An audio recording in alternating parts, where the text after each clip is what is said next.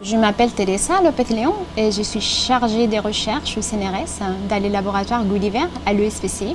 Je travaille sur des systèmes qui s'auto-organisent, en particulier sur des cristaux liquides, des substances composées par des molécules allongées qui ont tendance à s'aligner de manière parallèle les unes aux autres, de manière spontanée. Cet ordre peut devenir très complexe si on confine ces cristaux liquides sur un espace courbe. À cause de la courbure, les molécules ne peuvent pas s'aligner partout et donc le système, on dit qu'il est frustré. Et c'est dans cet état frustré qu'on voit l'apparition des défauts topologiques. Et donc mes recherches s'intéressent à ces défauts topologiques. On essaie d'utiliser ces défauts pour produire de nouveaux matériaux, notamment des atomes artificiels.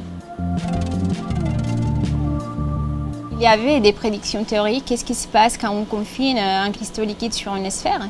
Mais comment on fait pour confiner un cristal liquide sur une sphère? C'est pas évident. Et ça, c'est quelque chose qui a été fait à Harvard, donc par la personne avec qui j'ai fait mon postdoc. Donc c'est lui qui a fait les premières coques des cristaux liquides en utilisant la méthode de la microfluidique, en encapsulant une goutte dans une autre.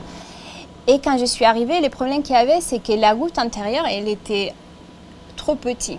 C'est-à-dire que le film sphérique, il était très épais, tellement épais qu'on ne pouvait pas considérer notre système comme bidimensionnel. C'est ça qu'on a besoin pour voir les structures des défauts qui nous intéressent. Donc, j'ai travaillé sur ces projets-là. J'avais passé des mois, beaucoup de travail sans succès. Et un jour, j'ai décidé d'injecter les coques dans un canal de microfluidique simplement pour les voir un peu mieux. Et en fait, il y a quelque chose qui s'est passé dans les canaux qui a fait que les coques ont devenu plus fines. Et ça a fait que les structures, tout d'un coup, sont apparues devant mes yeux. Et vraiment, c'était quelque chose que je ne m'attendais pas. Et c'était un moment, je trouve, un peu magique quand j'ai vu ces défauts apparaître au microscope.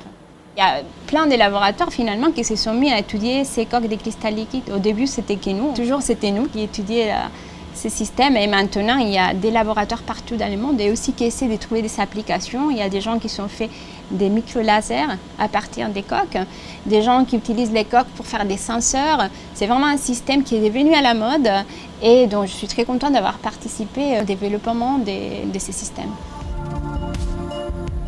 Je dirais que la chose que j'aime le plus dans mon travail, c'est d'interagir avec mes étudiants et de découvrir des choses avec eux.